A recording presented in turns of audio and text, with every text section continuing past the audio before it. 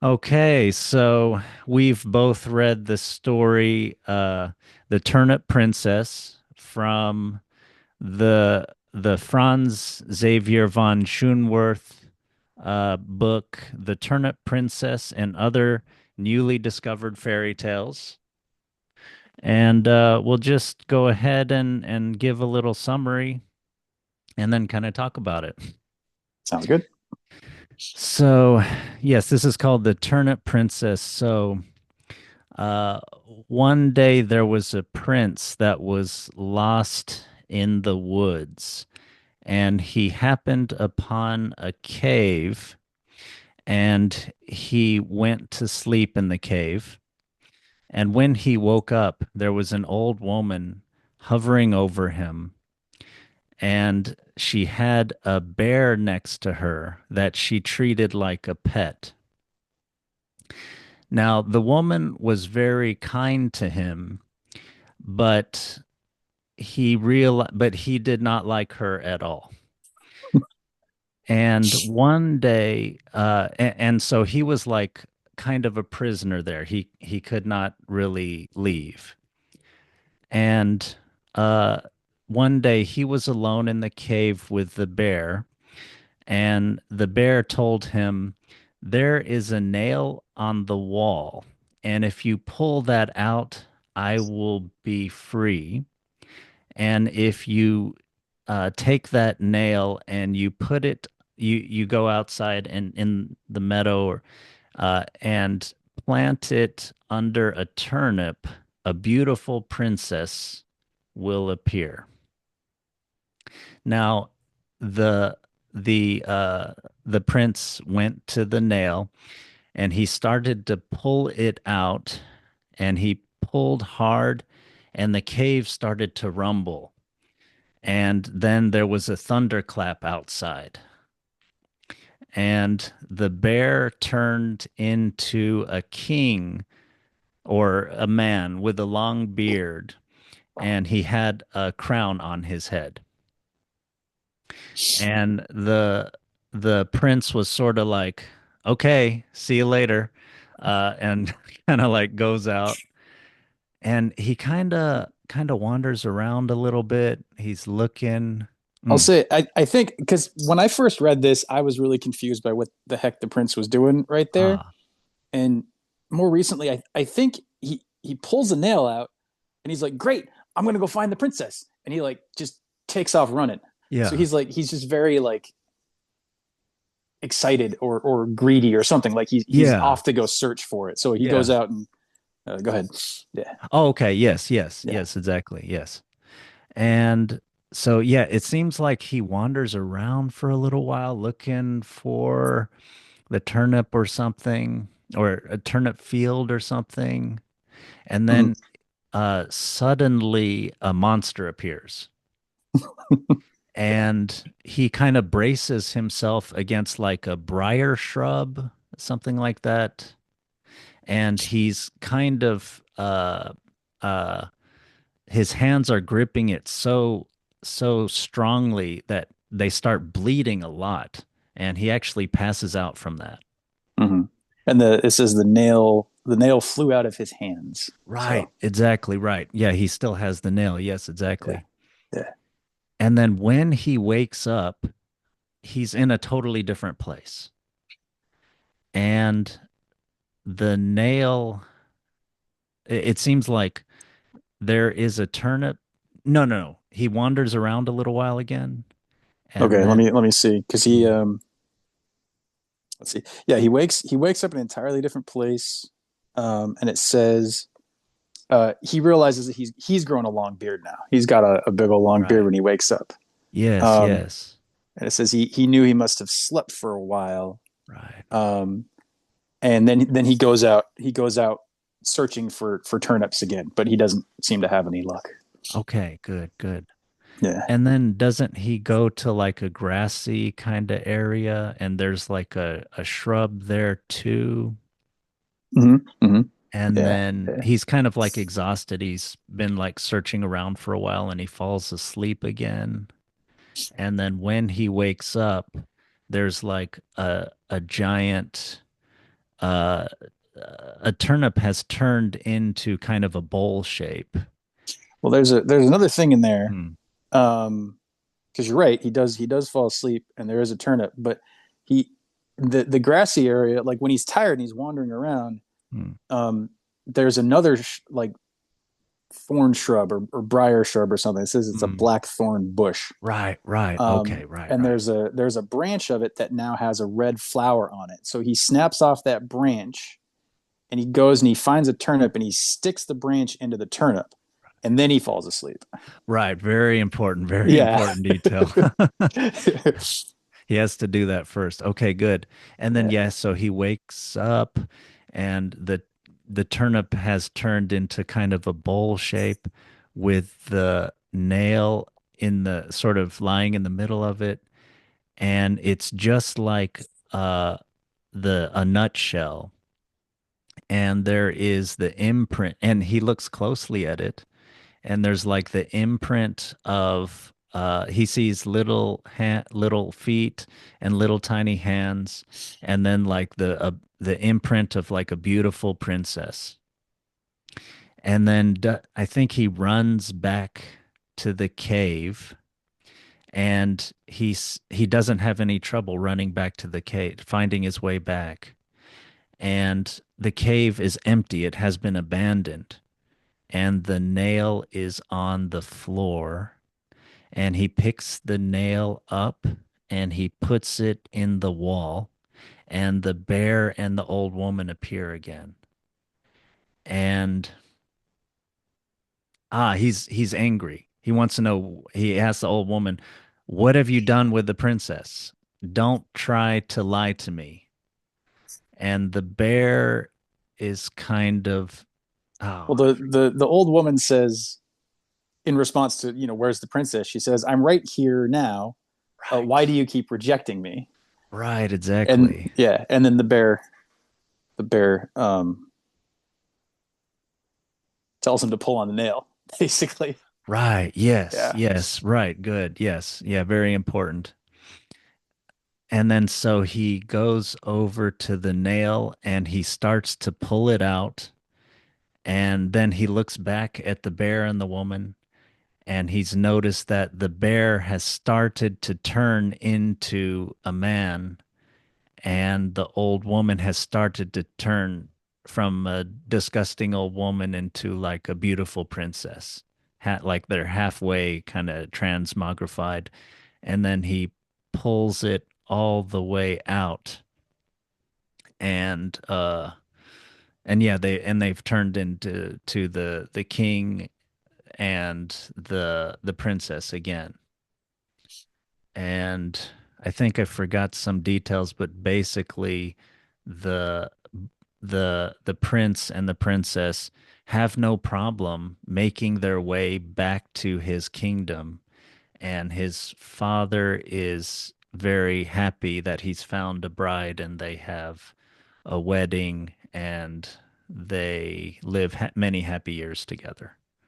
Yeah. I mean, it is. I don't know if you missed something or the story missed something, but it's just kind of switched from he pulls the nail out and the bear turns into a man and the old woman turns into a princess and uh he flies into the arms of the princess and the two of them take the rusty nail and destroy it and Right, then they important, go yes. home and they get married and they live happily ever after, of course. Yeah. Yeah, They sounds. do. Yeah, thank you. Yeah. Yeah, so what did you think about this story? I know this story had some importance for you or some resonance with you, and uh, Yeah, I sort of stumbled on this book in a bookstore and um wasn't planning to buy any fairy tale books, but for some reason it struck me. um and this is the titular story. It's the first one in the book, and when I read it, there was just something about, I think that the main symbol for me was the nail in the wall. yes, yes, Like that and the sort of rejection of the old woman. um yes. so yeah, I mean, I don't want to go and like just give you like my 5 minute interpretation because I feel like that's like I want to explore it. I want to unpack it more than that, you know. Okay. But yeah, when I found it, it spoke to me in sort of the place I was in. Um, you know, you just let's just kind of maybe just go through it from the beginning, right? Like Yeah. there's this prince and he gets lost and he ends up in this cave. So like, I mean, I take a very like Jungian, you know, Carl Jung like stance on these things. So you know, there's a prince and he's lost and he's trying to find the princess, and so there's the like the anima figure. There's the like feminine element that he's missing. And to me, the guy going and ending up in the cave is like, um, at least the way I relate to it is like just feeling, you know, he gets lost in the woods and takes shelter in a cave. So he's feeling lost and he's feeling in need of shelter and he ends up somewhere kind of dark and damp and not very comfortable, I assume. It's a cave, you know, it's not a house in the woods, it's a cave in the Right. woods. Right. Um, and I think to me, especially at the time when I first discovered the story, like I was feeling kind of the same. I was feeling kind of lost. I was feeling kind of stuck in a cave and, you know, and like that. But I don't know, like what did you think of the sort of setup? You know, they're setting up the Yes. change that happens and Yes. Yeah, I had kind of similar thoughts. Yeah, I emphasized in my mind the lostness, and then yes, he finds the shelter. I had not thought of how, yes, it's just the barest of shelters. It's just something to it's like the opposite of a palace where the palace is sort of the idea of like all your physical needs are met. The cave is like just barely it's keeping you out of the wind and the rain a little bit, but that's about all. The walls are rocky. There's no sense of love or home. You can't the front is open. Anybody can come in. The back God knows how far that goes and what's in there and what might be living back there that might come back, you know. So it's yeah, it's just the barest of things. Yeah. Yeah, he's lost and he's not yet found any sort of life or home or anything, but he's yeah, just wearily yeah, just sheltering his body, just staying alive. yeah. And yet, see, I love that comparison with the palace and the sort of um, the openness of the cave in both directions. Of like, it's just open to the world.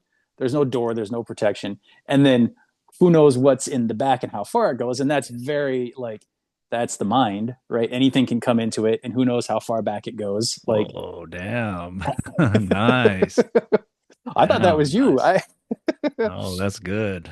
just the That's way you're good. talking about the cave, like it clicked for me, right? But then, you know, the way it does in fairy tales, like he's lost, he's taken shelter in this random cave, but suddenly in the cave are like a bear and a woman, you Yes. know, and a nail, importantly. Yes.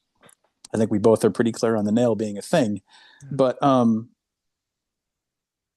the woman is all about him. She likes him. She's like, stay Yes. here and be my husband. And Yes. like, Yes. so there's, you know, if there's so many levels you can take it at, but like, you know, if it's a if it's an actual woman and she's like, hey, I love you, would you marry me? And the guy's just like, I don't want anything to do with you. Or if it's like, you know, some inner part of himself that's approaching him, you know, he may be lost, but he's actually right where he needs to be to Yeah. connect with these alienated parts of himself. Yeah. But one of them is old and disgusting, and there's just this like ugh, and then the other one's a bear, which I they don't really emphasize much, but I imagine the bear's kind of scary. You know, Yeah. bears are not. If I see an old woman with a bear, I'm not going to be like running up to the bear to pet the bear. Yeah, exactly. You know, so um, yeah, I don't know if you had anything to sort of say about our cast of characters here. No, yeah, I pretty much agree. Yeah, it is very noteworthy. So also they appear after he falls asleep And there's a few times when he Oh, falls right. asleep in this story. So, you can definitely easily go with like a Jungian kind of psychological thing of, yeah, he falls asleep, he wakes up, and that is how we approach the world. We fall asleep, we wake up, the world appears suddenly, and it's different from before. And oh yes, and the cast of characters, yes. Yeah, it's very noteworthy that yes, she's like physically repulsive, but yet very kind, loving. She otherwise would be what he's looking for. And I also what I thought was it's Hmm. kind of like what you were saying, like he's or kind of what you were saying, like he's kind of got what he needs now, but he won't accept it. And how psychological is that? To where in life you have what you need, and you're not even so about it. You are just this is your mind thinks this is not it. This is not Yeah. what I was imagining. Like this is, I was imagining something that is totally appealing at first glance. That's what the sort of infant sort of mind wants, not the, Hmm. and yes, I agree with the bear being, yeah. So it's not a tiger. It's not an absolute predator. It's something that's in the middle. And Hmm. yes, totally intimidating, and a wild animal, and not like a dog that is sort of more Right. obviously friend of man, but yeah, something wild, but and then yet yes, immediately he notices that it's not dangerous for him or for humans or something like that. Anyway, it's not dangerous to the woman. So Hmm. that emphasizes this sense of home because there's a security to it because you have the guard dog, or you Right. have the guard, you have the toughness that you need also to have like a whole home or community or something. Hmm. Hmm. Yeah, yeah, that's great. That's great. I hadn't really thought about the sort of protective nature of the bear, but for sure that makes a lot of sense. Um, yeah, and then so yeah, and then what were you saying? Um,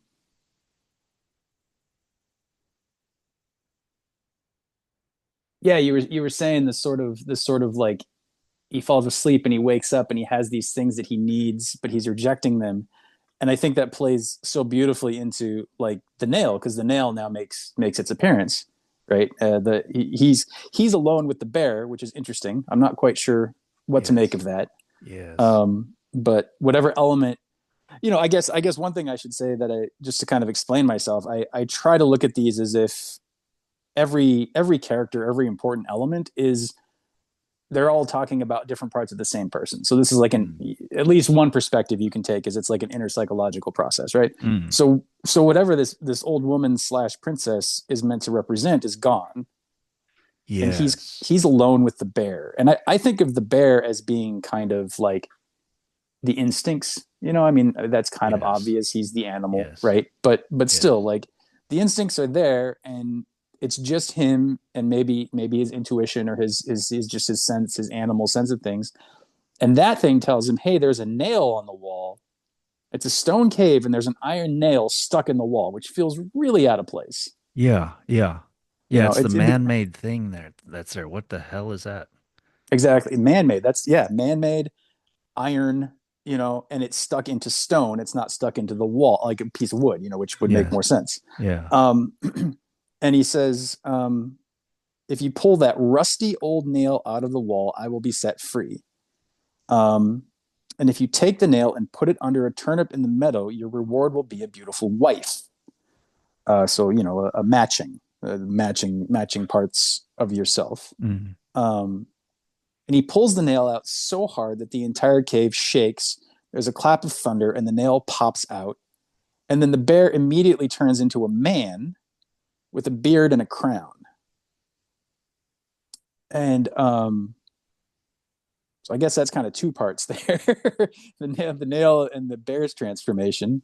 Um, but I just see the nail as like like trauma, like something, something happened, whatever it was that got this prince out of the palace and into the forest and into the cave, Mm. the thing that Mm. had him feel lost in the first place, it's something, you know lodged in him that is unnatural, and it's Yeah. causing this Yeah. split where this, whatever the old woman slash princess represents, is separated from him and is seen as undesirable, even though clearly, she is desirable, or he seems very interested in a beautiful wife, but if she is the beautiful wife and he's seeing her as undesirable, Yeah. that's caused by the nail. And the same thing with the Yeah. instincts, that the That's right. instincts are seen as a bear, if we take that perspective on it, or whatever the bear is Mm. seen as a bear.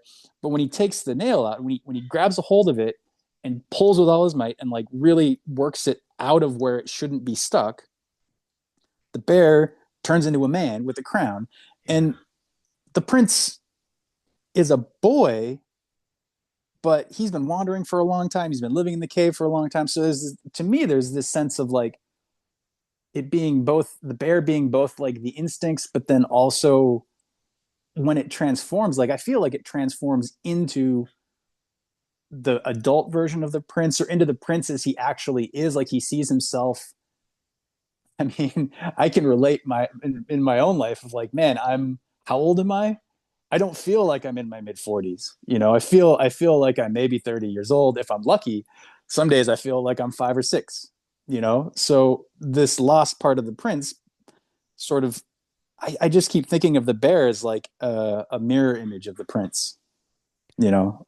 Um, so yeah, and then the cave shaking and the thunder clapping and the nail popping out of the wall, like just any kind of trauma that's lodged in your system is gonna. There's a lot of energy in it, There's the force of whatever the initial rush of the trauma is, and then there's a force of trying to keep it contained, and all of that is like there's Mm. this constant war in you of those two forces. So when you go in to Yes. resolve the trauma, they will kind of explode. You have to be able to have a container that can hold that sort Yeah. of expression of that energy that's been stuck or locked up behind the nail, Yes. um, splitting into a bear and a man, or whatever. Yes. Um, so yeah, and then he runs out the door. Yes. but Yes. if you That have was anything to say funny. about any of that. Yeah. That was funny, but yeah, in a way that I mean, I think some of that is the style of the storytelling. According to the introduction, there's no extra kinds of stuff in these stories. Like they contrasted them to how uh, I think Peralt and the Grimm and definitely the Grimm brothers kind of like literized these a little bit and sanitized them a little bit and kind of smoothed the edges and added the once upon a time and things like that. And these stories are more raw and more just the not quite the data, but something like just the data that you need to kind of Mm. have a good story and, some kind of wisdom for life and including some kind of personal transformations that you need to deal with problems in yourself and in the world. So it's just here's here is like wisdom with a narrative structure which we're made to totally take in and remember. Like this is the way we remember stuff. We don't remember like lists of terms and complex like philosophical kinds of conceptions and things. We remember stories, and that's what we can take with us to kind of help us in life, and and also transmit the culture and help others and younger ones and things like that.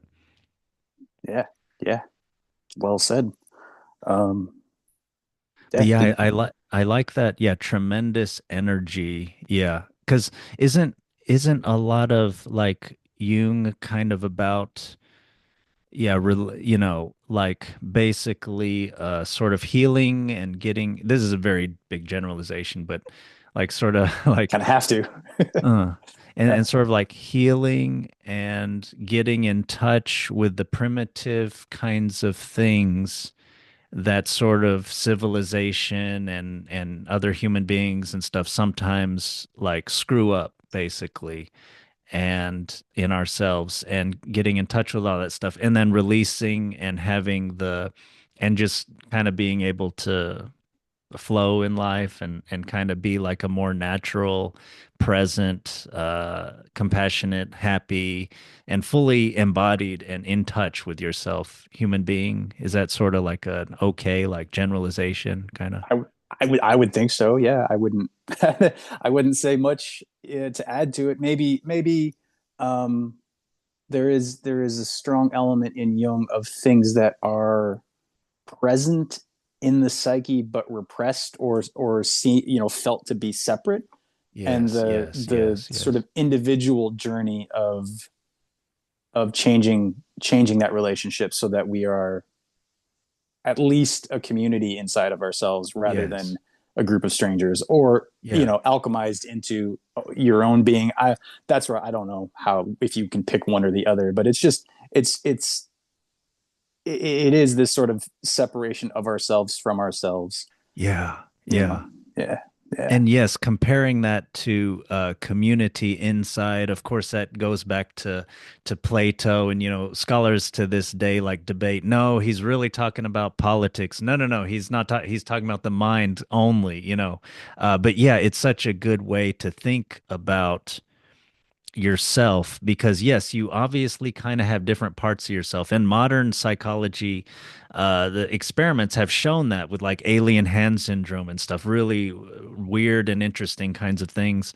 um, but yeah, and it's a good way to envision like health, because if you can imagine like a small community of people, kind of they have different roles and they get along with each other and they have arguments and they have different priorities, but there's an essential kind of intermixing, and there isn't if one part is getting too big for its britches or really depressed and everything, like people kind of like don't ignore that person, like they're not strangers.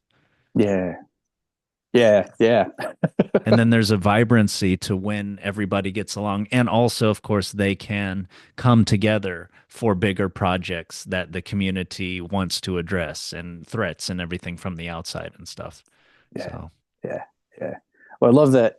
I love that too big for the britches kind of a thing. I think that leads us right back to the story, because to me, he there's something so youthful, and I don't know if I mean that in a good or a bad way, maybe a little bit of both. But there's something so youthful about, you're in the cave and the bear says, "Hey, if you pull that nail out and you go bury it under a turnip, you're gonna find a beautiful woman." And you're like, Prince is like, "Yeah, give me that nail. I'm gonna go find that woman." He just like runs out of the cave, right? And I think, I mean, I know in my own life and my own search for some sense of meaning or some sense of aliveness, like I often will think I know what I'm doing and kind of run wildly after my idea, only to find out like it's not as easy as I thought it was, yeah. or it is easy, but there's something in me that's nervous about or scared. It's whatever it is, and he runs out, and like, let's see, yeah.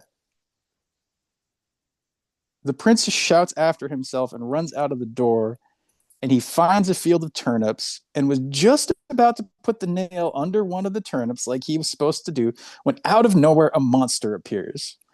It doesn't describe the monster. It I doesn't, know. like you Isn't were that saying great? about the introduction, right? It's just the bare bones. There's a Yeah. monster. Boom. It's just a Yeah. monster. That's right. And it scares him. It scares him, and he drops the nail. So he's holding this Yes. this Yes. whatever the nail could mean a bunch of things, but he's Yes. pulled it out of the wall, and he's been told, if you bring this and you put it in a place, so if you offer this nail to the Mm, turnip, mm, you mm, will mm, receive a response from the turnip. mm. But he loses the offering. He loses the thing he's been charged with delivering. Right. Yes. His message Yes. or whatever it is. Yes. I still don't quite understand the turnip, but we can get to that in a minute, because right now I'm focused on this monster.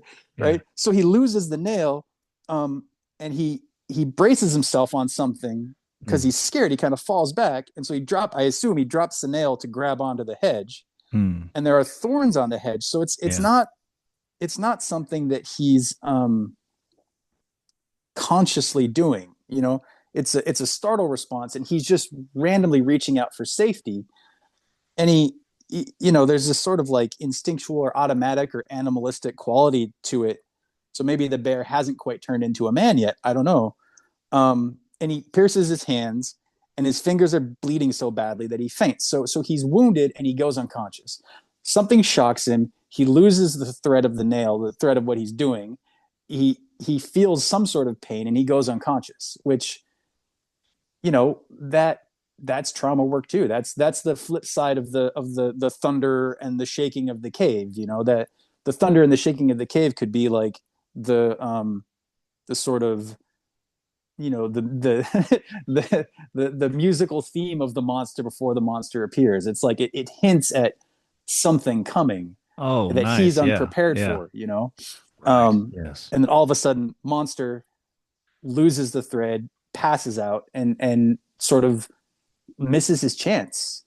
Like he rushed out of the cave in maybe too much of a hurry, and he wasn't able to withstand what he was confronted with as he went Yes. towards sort of the Yes. goal you know Yes. um but I still don't know what to make of the turnips, and that comes up again later. um but I don't know, do you have anything to say about the monster or the first wounding of the Well, boy? yeah, right. Yeah, I was just, yeah, that's kind of, are you talking about that as like related to sort of like initiation rituals where there tends to be like when in tribal societies when like a boy is, the initiation ritual when a boy's to become a man, there's usually some type of wounding involved. And you kind of Oh carry that yeah. scar. And I think many tribes have like ritualized and sort of made wounds like tattoos or other types of body markings to indicate this is a grown contributing member of the society who has gone through Yeah. this thing and is one of us kind of thing. Yeah, like not a child anymore. Yeah. Yeah, yeah. Yeah. I hadn't thought of it that way, but no, that makes a lot of sense. That makes a lot of sense. Mm. um yeah, it's sort of like his initiation, and he passes out, and um maybe that's a good thing, maybe that's not, because Yes. who can Yeah. say? Yeah. Yeah. Yeah. It depends, right? Yeah. And yes, uh yeah, so many things. I just, yeah, every yeah, only 3 pages, but every detail matters. It's really cool. It's like a myth or like a parable, and the introduction talks about how these folk tales and those other types of stories are all kind of dense like that, and yeah, you can talk about them anthropologically and everything. Like they compared them to, like, oh, I forgot the term Levi Strauss used, but yeah, miniature models. It's sort of yeah, not like a fully developed, refined sort of story. It's just the raw materials, and like sort of maybe what we're thinking, what I'm thinking is the raw materials for living. And but anyway, Mm. yeah. So in that scene, like yeah, he rushes out. Yeah, this is something that an immature person does. Like, okay, okay, got it. Boom. Like, no follow-up questions. Are you sure you know what you're doing? Like, are you sure you understand what you're supposed to do? Like, I didn't necessarily we could discuss this for 5 minutes, but no, thanks. Bye.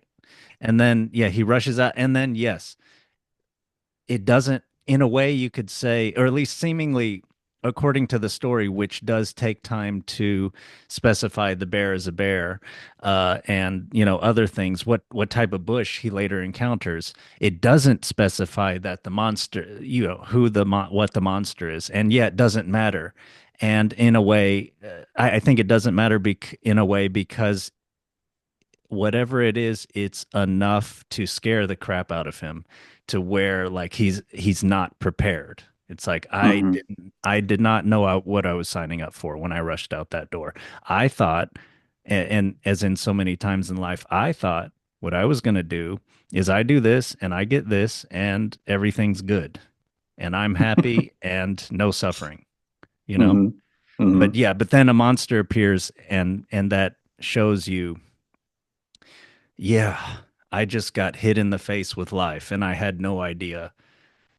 I have no idea what just happened. And then yes, as you're saying, he has like the or I think what you're saying, he has the sort of freeze sort of the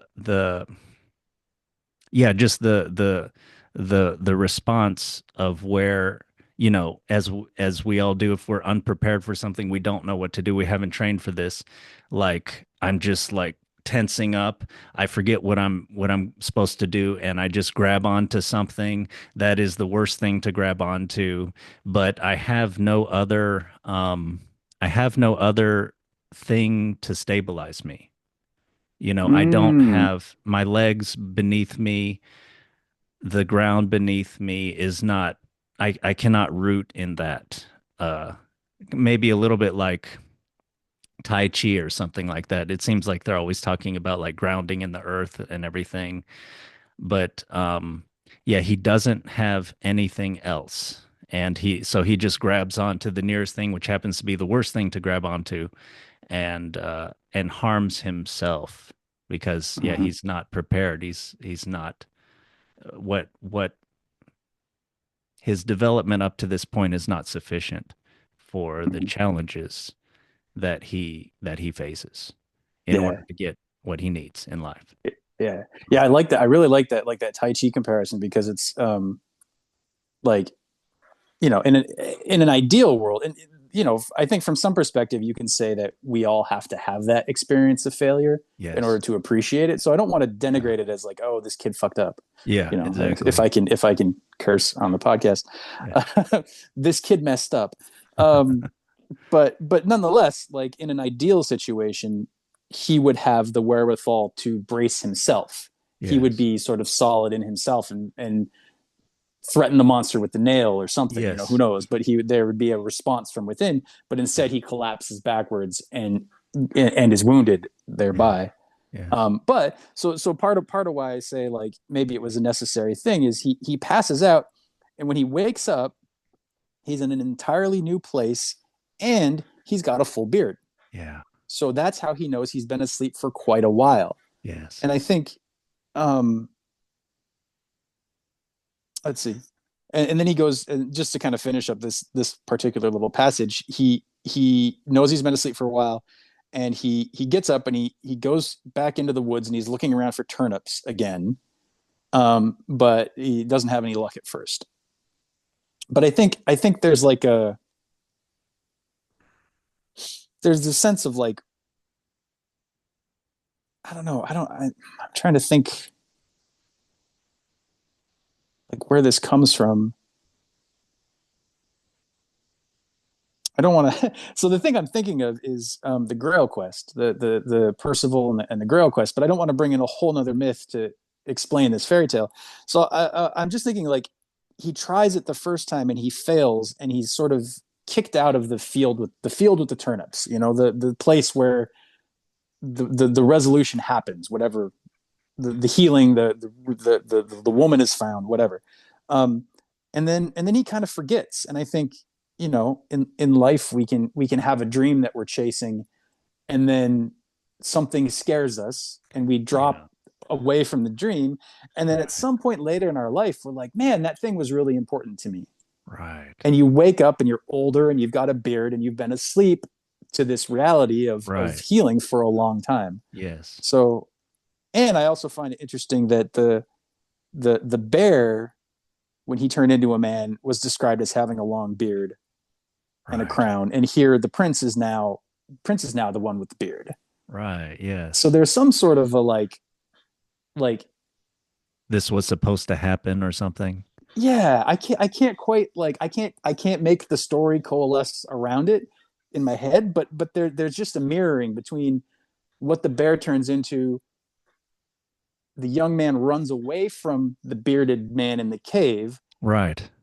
Yeah, and then rushes is and away. rushes away, and then is too young to confront the monster, Right. and then Yeah. wakes up once he's old enough to match what the bear turned into. So there's this Yeah. unification between like the prince and the bear that happens while he's asleep. And as Yeah. you said, Yeah. he falls asleep several times in this. The first time he falls asleep in the cave and he wakes up and the old woman and the bear are there.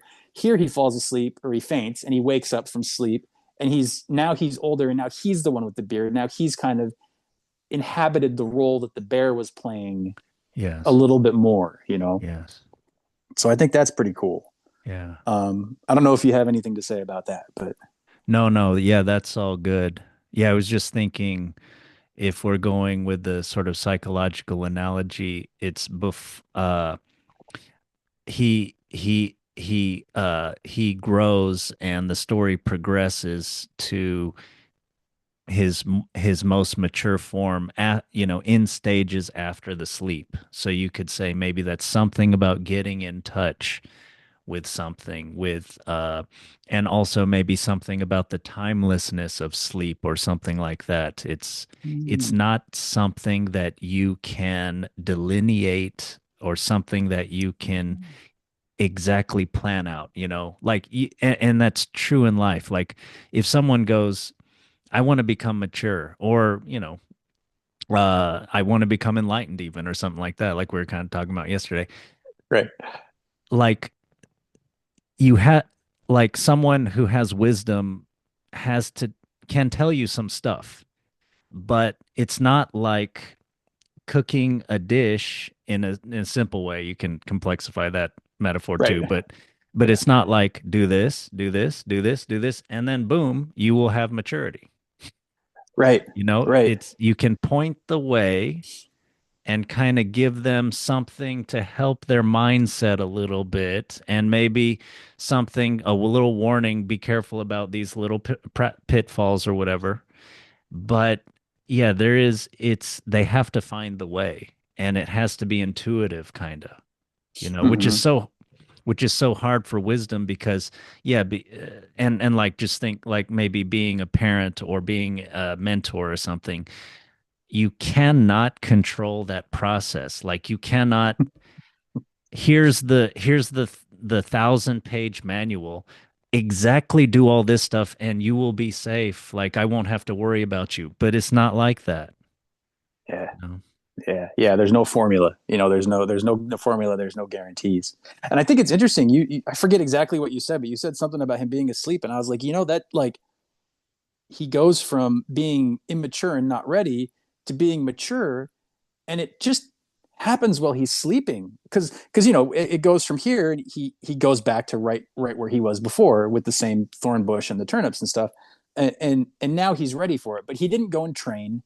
He didn't Yeah. go and like have to overcome or fight the monster. it Yeah. just it Right, took right. Yeah. time for him to mature. Yeah. Wisdom, like you're saying, sometimes wisdom just takes time, and you Yeah. have to let the process kind of unfold. So Right. Exactly. Very good. yeah, Yeah. yeah, that was I mean, that was you, but thank you. um, Yeah. so yeah, so then he goes, let's see. So he's looking around for turnips. He's woken up and he's got the beard and he's looking around for turnips and he's not having any luck. And then it says one evening he decides to lie down um in on a grassy knoll near a shrub. Let's see, what was it before?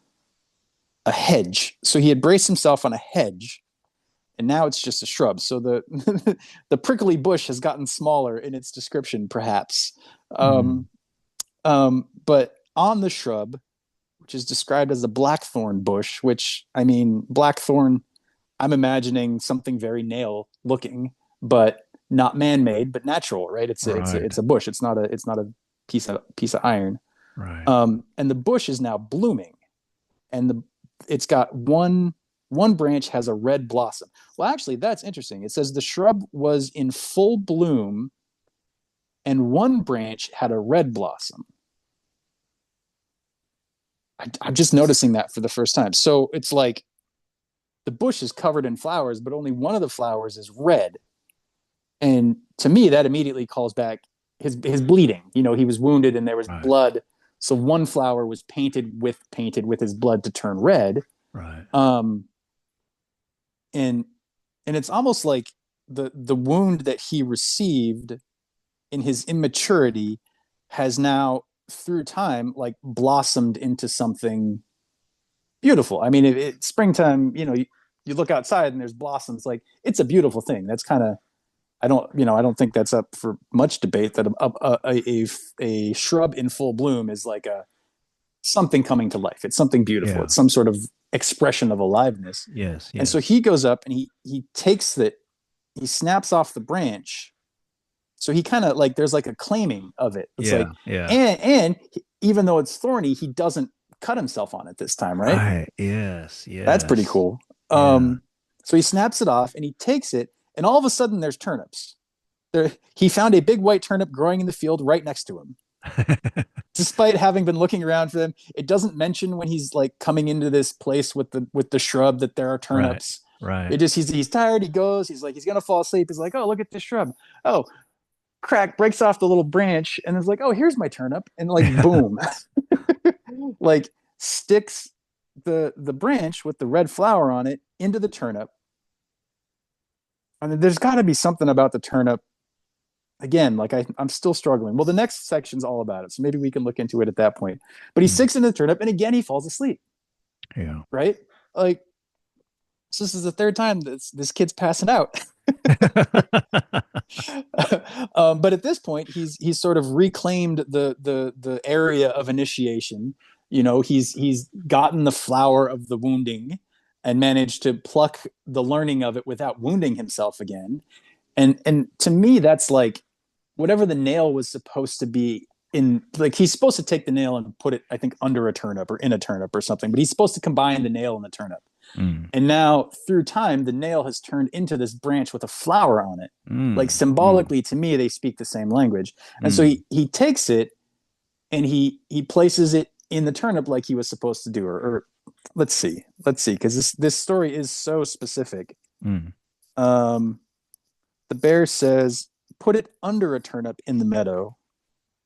And the prince takes the branch and he stuck the branch with the red flower into the turnip. So I may be splitting hairs, or maybe there's something to that. I don't know. But yeah, but then he falls asleep. Um, so I don't know what. So you were thinking like he doesn't do exactly what he's supposed to do with the branch and the turnip, like uh he doesn't stick it under, he sticks it into or something like that.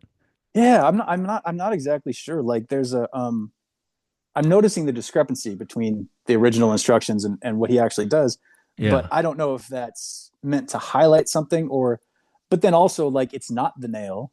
It's turned into a living branch with a red flower on it. That's sort of the color, the fruition of of the lesson of the monster. Mm. Um, and so there's also uh like uh like I don't know, maybe like a sexual metaphor, but That's what I was like a thinking. planting metaphor. Well, yeah, Yeah. go ahead. What were you thinking? Well, yeah, that's what I mean. That's probably what I'm usually thinking anyway. So, but, but, but, but yeah, We all it's obviously there's like you were talking about, the shrub is blooming, it's beautiful. So it's kind of like, uh, something you'd be attracted to. It's some sort of, yeah, life or sexual, not sexuality, but more like a woman or life. just the And then yeah, just the yeah. and then there's the one thing that's inviting, right? This is your task now. And as you pointed, the branch with the one red sticking Oh, out, the it's like red. Gotcha. obviously like this is the what's appearing to my senses. This is the next thing to do. Like I was lost before. I was kind of tired. I didn't know what to do. I was just gonna lay down in the field. Like I'm just overwhelmed or something. I had no idea what to do. But then, yeah, there's this beautiful, uh, blooming shrub. And then, yeah, this is what I do. And then, as you pointed out, yeah, as opposed to when he took out the nail, he was told by the bear what to do. This time, he's Uh, not told by anybody what to do. He knows to do it. And as you pointed out, he knows how to do it. He doesn't get cut this time. He's kind of got schooled in the school of hard knocks or something like that. He's mature anyway. Yeah. And then yeah, I was thinking when he sticks it into the turnip, it's maybe like a sexual metaphor, and also maybe with the lack of precision. I don't want to get too graphic, but that could be sort of like the initial kind of uh marriage kind of night kind of thing, That kind of, fumbling yeah, that around or initial, whatnot for like a virgin and whatnot. So yeah, yeah, yeah. I mean, that's fair. That's fair. Um, yeah, and I think, even if it's a claiming and like a planting, almost like a flag or something. yeah, It's like a, yeah, exactly. yeah, just Yeah, like before he's like bowled over, he's like being told what to do. He doesn't know what to do. He right, rushes out without being prepared. He gets knocked on his butt. He wakes up. He wanders around. He doesn't know what the hell he's doing. And then yeah, now, yes, he starts to get a sense of what to do, and he does it. Yeah, he's starting to stake a claim in the world. He's starting to yeah. become mature. So, And I think what you said was like, so I had this question about, oh, why are the two things different between what the bear said and what he does?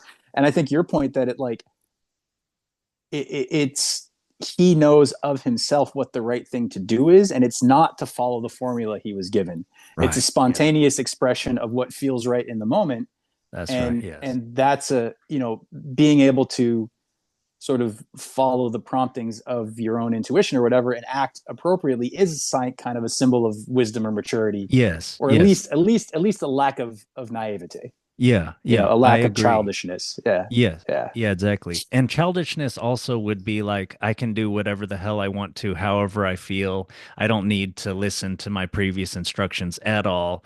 Uh, right. you know what? I'm going to just do what I want to do, like, and rejecting. But this is adapting, what you Because were told. he's still doing something with the turnip. Like he's still following it, but he's following it according to what feels fresh in that moment. So Yeah. it's Yeah. kind of a Right. middle ground. Yeah, yeah. Yeah. Yeah.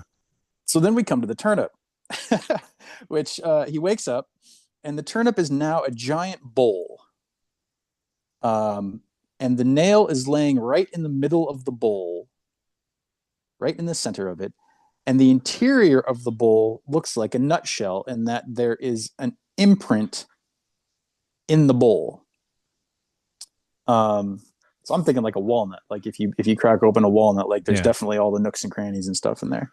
And he looks carefully at the imprint, and he saw little feet, tiny hands, fine hair, and then the entire body of a wondrously beautiful maiden.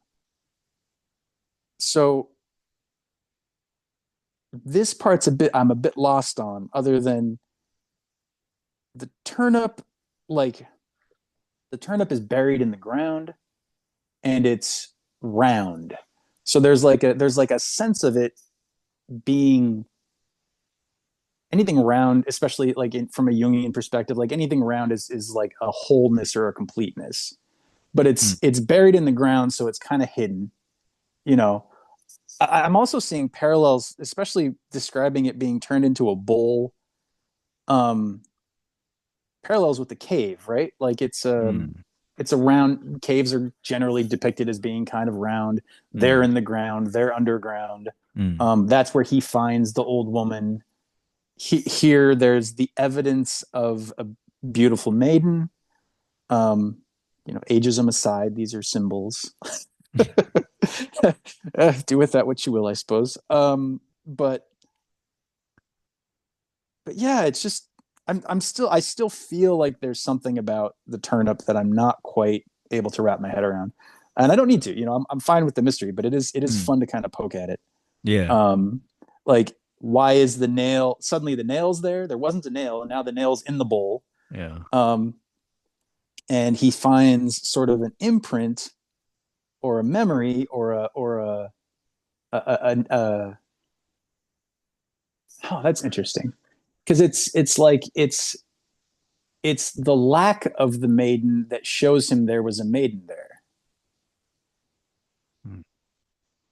Yeah, like because it's the imprint in the turnip bowl. Mm. So it's like a casting of Mm-hmm. her. Hmm. So it's a cavity or a space in the turnip that represents. So like if he is missing this feminine part of himself or whatever it is part that the princess represents, like the Oh, first right. sign of her is a lack, a finely detailed understanding of what's missing, as Yeah, opposed to just yeah, sort of a longing that you can't name. yeah, right, yeah. That's I like that. I hadn't thought of that before. That whole passage has been a gristly bit of meat for me that I've just been chewing on since I first read this, like, I don't know, year or so ago, year or Nice. two, whenever it was. But yeah, something about that. I'm also curious. I should probably look this up. I'm curious about like the symbology of a turnip and what it would have meant to like the German peasants or whomever, at the Yeah, yeah, I time. was wondering about that too, and I had meant to kind of look it up too. Yeah, yeah. There may be some specific kinds of things there. Yeah, yeah. But sadly, neither of us have anything to add on that front. Do you have anything else to add before the prince stumbles off to find the cave and has no trouble finding it? Not really. But yeah, like it seems to support your drawing a parallel between the nail and the branch when he hits it with, I mean, he sticks the branch into the turnip, but then the nail appears there. So Mm, to his perception, there's some kind of parallel there, some identification of the two. yeah, yeah, yeah, yeah. No, that's I hadn't really wrapped my head around that. That's a good point. It's like it's like when the monster comes, the nail disappears and the branch with the thorn is there, and then here the branch with the thorn and the flower turns back into the nail. So like it reconstitutes the original mission, and he's completed it now. Except he doesn't have the beautiful woman, the beautiful wife. He has a sign of her instead. He has like a symbol of her. Yeah. Um, yeah. So then it says he has no trouble finding the cave, but it had been abandoned. So he sort of goes back to the initial place, but it's empty. Like I don't know, something about that feels important too, but I can't quite unpack that. And this is interesting. This always confused me. Maybe you can speak to this or something. But he goes back to the cave. The cave is abandoned, and the nails lying on the ground in the cave. Yeah. Yeah. So I don't I mean like. that, Why didn't he take the nail from the turnip bowl? Like, like there's a nail yeah. here, and then there's a nail there. But it is sort of following him everywhere. Yeah. And there is, like you pointed out, that parallel between the bowl and the cave, and both of them have the nail just lying there. Oh. And nail lying on the ground, that means it's not doing what it's supposed to do. And it is an artificial thing, and it is defined mostly by but by what its use is, you know. And that's sometimes the problem with this sort of Heidegger. The problem with technology is that we start to possibly we start to see everything in terms of it's a tool to be used rather than a thing in itself, a part of life and everything. And you can kind of Oh. get too wrapped up in that. But anyway, that I don't know if Yeah. that's at all relevant here, but yeah, just the fact that the nail is just sitting there on the ground, there's something that's his, let's just say this. He goes back to the cave and it feels forlorn. And Uh-huh. then what he senses, what he sees is the one thing, the nail on the floor.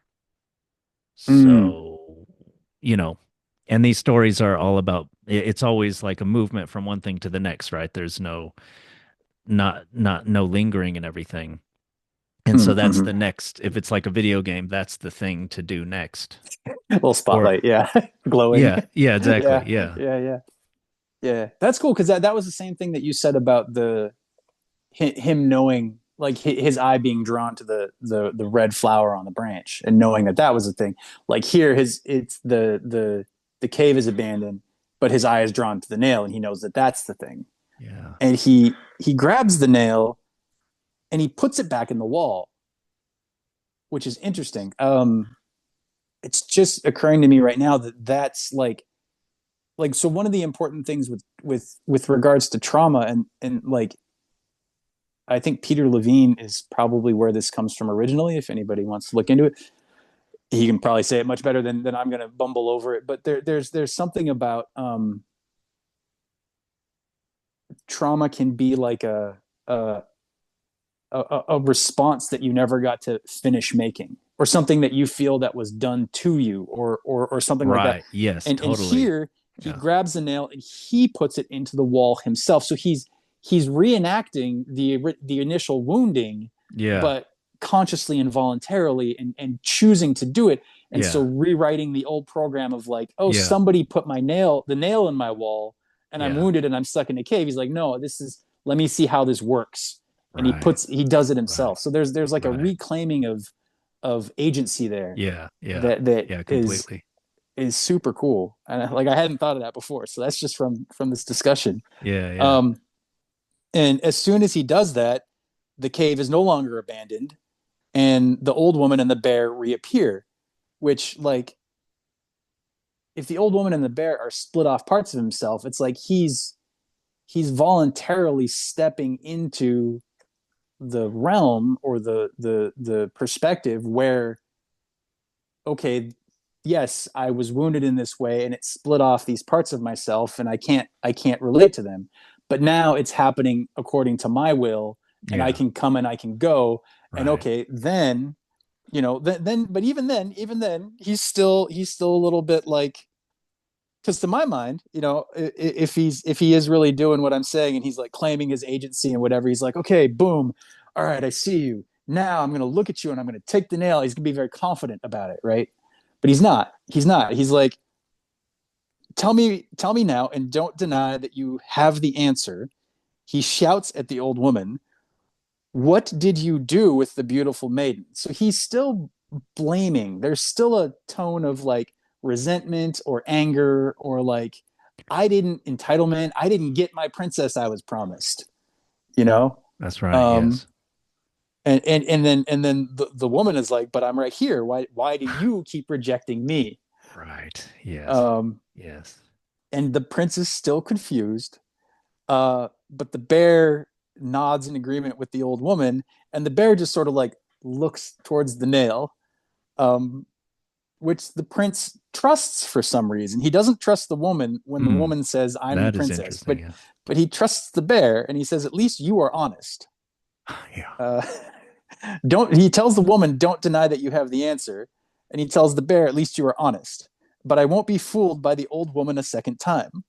So even still, this prince is a bit childish. Yeah. He's still a Yeah. bit entitled, and the bear at this point growls at him and is like, "Just pull the nail! Like, Yeah. come on, Right. man! Yes. Just Yeah. just just take it back out." And he doesn't even do that. Right? He pulls it halfway out. He pulls it halfway out, and he looks and he's like, I don't know.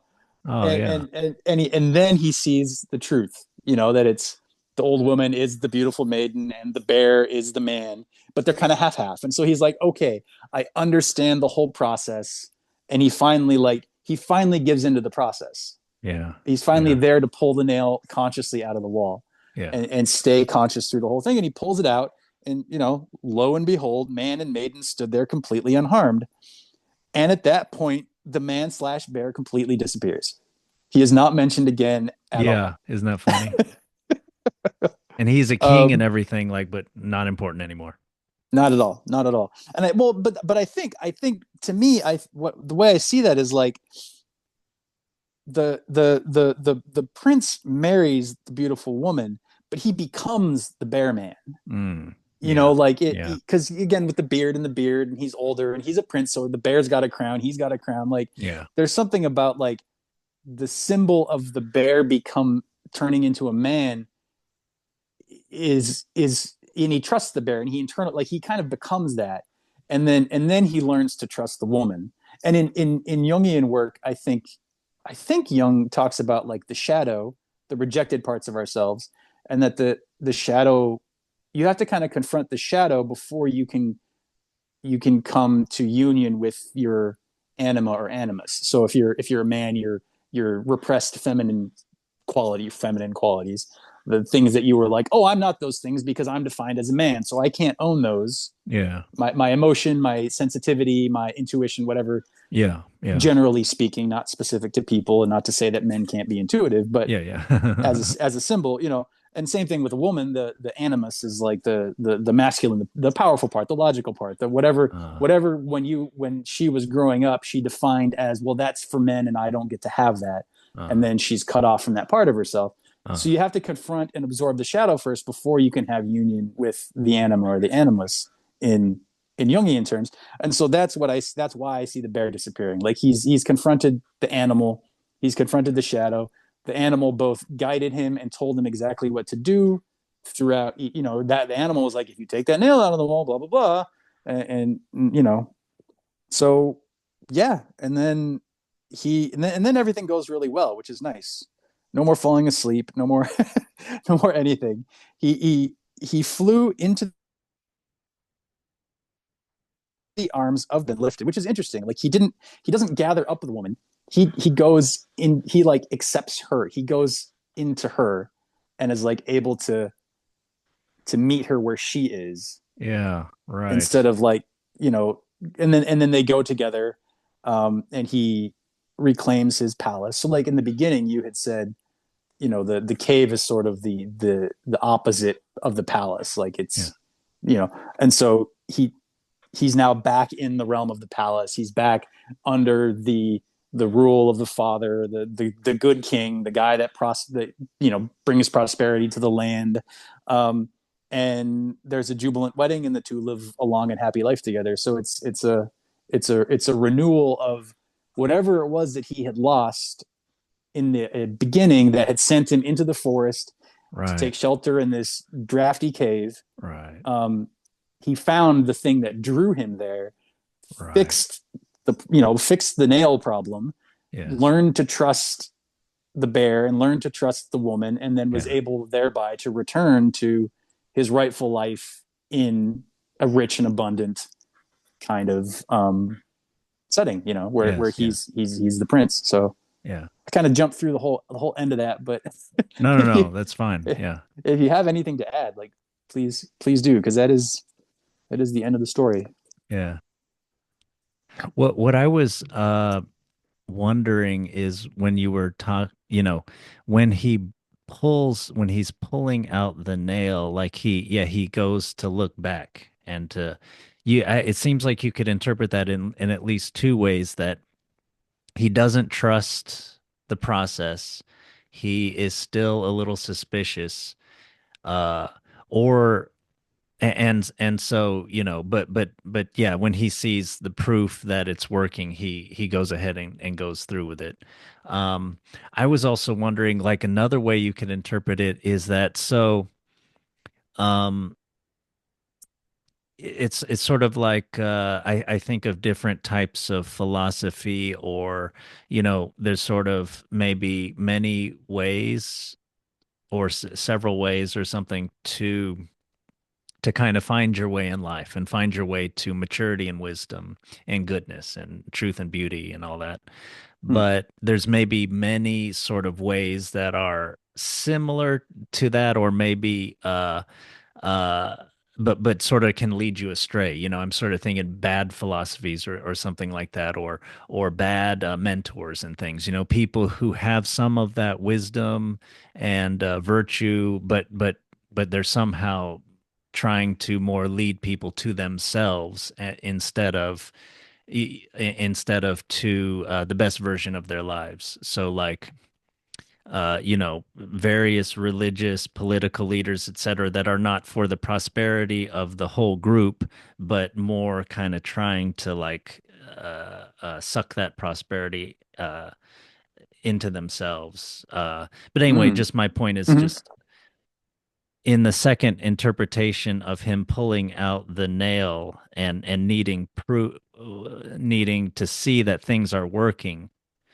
Yeah, like, I'm sort of just thinking there could be a good and a bad interpretation. Like, bad in or sort of yeah, bad interpretation. Like one is lack of faith, and he needs some help, which that would be advice to the teacher to like, okay, you need to like help this person through. Or you could see how sometimes someone doesn't have faith, and it they need the proof, and if they don't get the proof, then that can be a bad thing, and they give up or something. Then they get lost again, then the story restarts, or something like that. But yeah, Mm. how do you think of that Mm. part? Well, that's really interesting. Like the the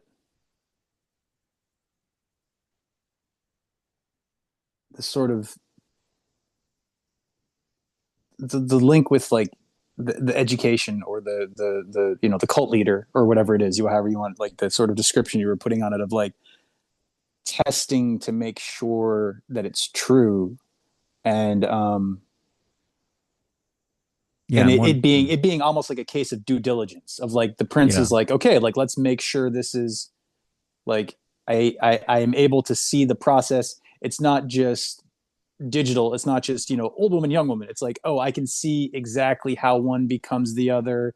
I'm able to get the whole thing, and then able to trust because I see the change happen, instead of like, oh, the old woman isn't hiding the beautiful maiden. She is. They actually are the same thing.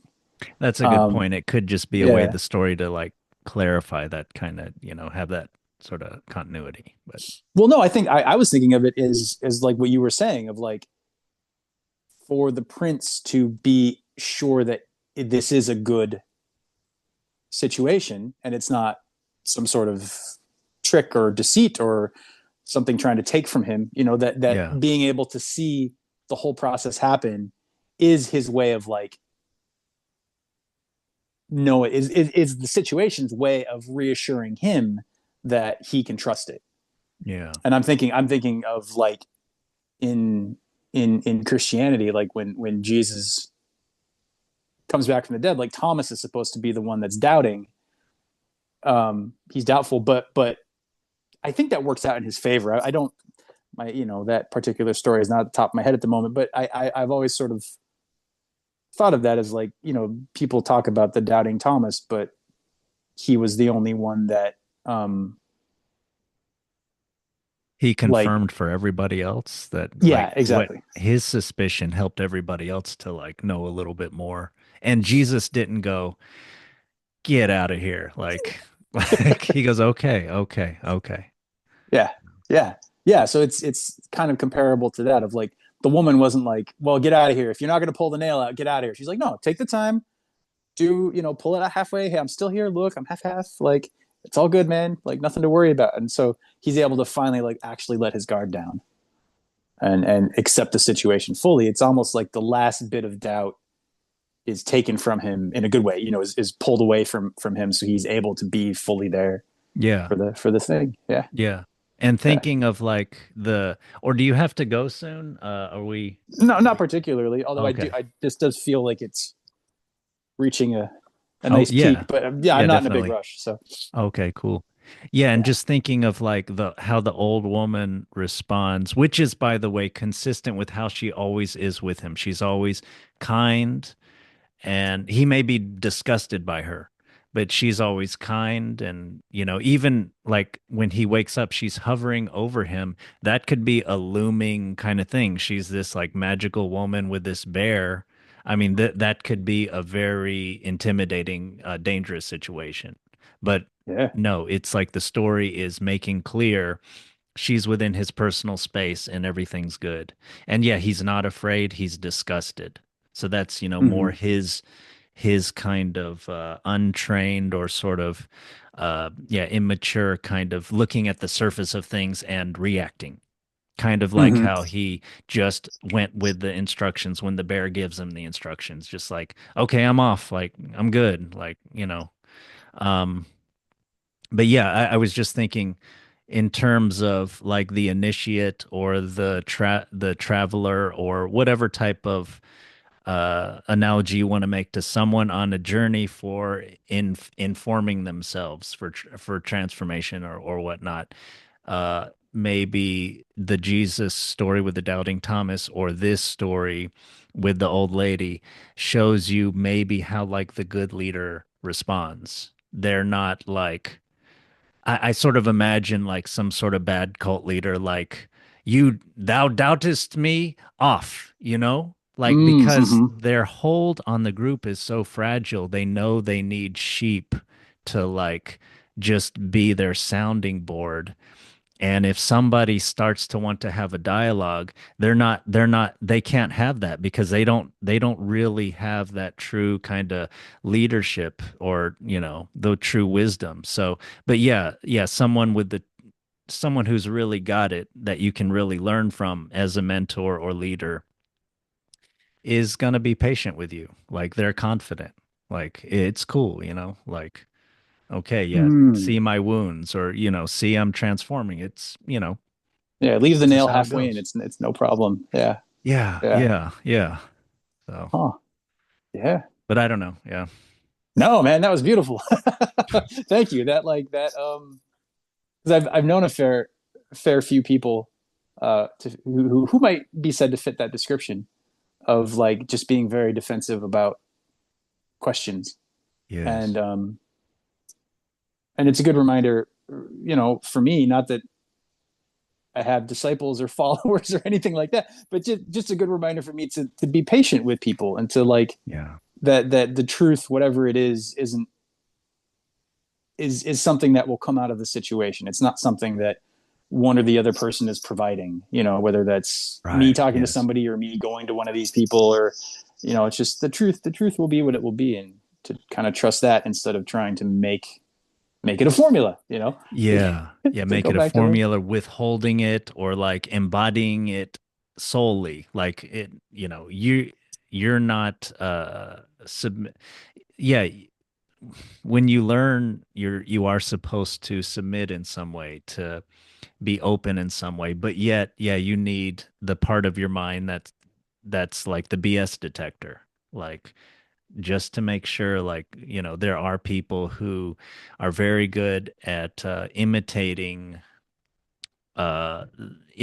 good things. And so, I need that little bit of a BS detector.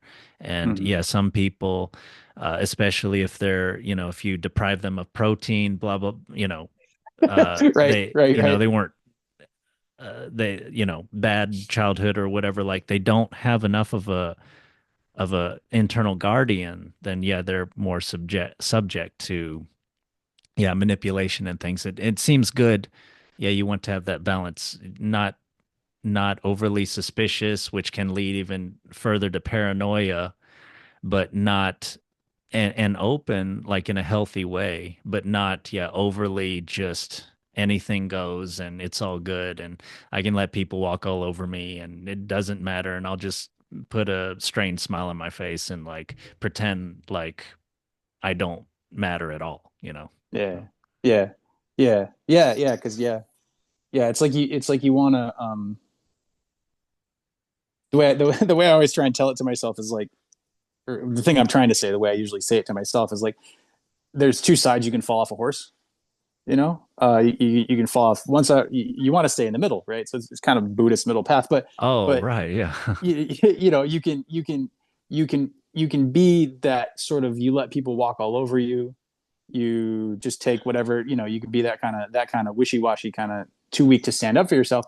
And on the other side, you've got these people who are, standing up for themselves, but they don't take any, they're not open, they don't take any input from anybody else. Yeah, And got a so chip on their like, shoulder and exactly, and like, the sort of cult leader metaphor we were using of like, I don't ask me questions. If you question me, get out. There's no inroads, for that kind of person. They can't take in the new information. And for the people who just let themselves be walked all over, there's no outroads. They can't speak up for themselves. They can't, um and now I've completely lost the thread if this has anything to do with the Turnip Princess, but it's still sorry, I uh tend to kind of expand it sometimes so much that it's I like, hey yeah. Yeah, I like that uh, inroads and outroads. And then yeah, we can link that back to the Turnip Princess in that one thing I noticed about the story repeatedly is he gets lost and then sometimes, and he's wandering around, he doesn't know what to do. And then sometimes like he seems to know exactly where to go and find the place. You know, it seems like that happens like two or three times. Yeah, that's a good point. That's a good point. And I notice also like it's like how he found the cave is he was just lost. He was just wandering around. How does he go back home? It's like they just know the way, you know? Right. Yeah. Yeah. Yeah. Yeah. Yeah. And then it seems like, Nice. yeah, if your mind is right or if you've gone through the right experiences or whatever, then yeah, you find your way. But when your mind Hmm. is not right, like it doesn't matter where you are, you lost, you know? Hmm. Hmm. So, Yeah. Yeah. Yeah. It makes me want to go back through and look at it again and see like what um what frame of mind the prince seems to maybe be in when he falls asleep and what frame of mind he seems to be in when he just, knows what to do. No question. But yeah. I also like that it's something to think about because if I can apply that sort of same question to my life, then it's taught me something, right? Yes, yes, exactly. Yeah. And there Yeah. is, not to be too heavy with like drawing parallels between the story and real life, but that is kind of like how the instructions of the bear to the boy to get the princess are very cogent, and this story is very cogent and we can take it forward. And because it's not like I've heard the Indian Constitution is so detailed, that's like its weakness, as opposed to the American Constitution, which has less specificity, so it more interpretation is allowed. And so going forward, it's more sort of flexible and strong and flexible rather than huge and rigid and therefore fragile. But anyway, Yeah. like, Yeah. but yeah, that's seems like that's good how this story is kind of, yeah, it's just giving you the raw meat and then you can kind of go forward.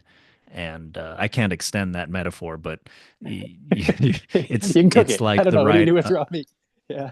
it's the right amount of instructions to kind of to guide you and to but you can you know you're there's ambiguity, there's flexibility for you to interpret, for you to know what to do. It's not burdening you with steps.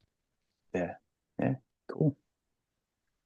Well, that feels like a good thing to end on. Yeah, yeah, definitely. Yeah. Yeah. Yeah. Certainly enjoyed this. I would love to come on. Maybe you can pick a story for next time, but we'll try and set this up again in a week or two.